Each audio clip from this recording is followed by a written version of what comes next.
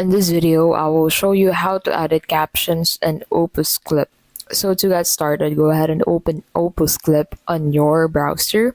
And then in here, go ahead and head over into the clips that you have created from the main video that you have uploaded on Opus Clip.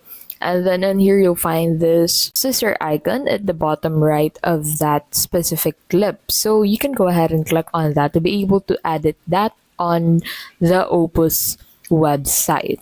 So in here, as you can see, you'll get redirected into the canvas. So at the left side, you'll find the captions incorporated with your video. So click on the section of the caption that you want to edit, and then simply click on edit, and then enter the new translation for that caption into this section, and then click on that apply button to apply that for this portion of the caption. And that is how you can basically edit captions in Opus Clip.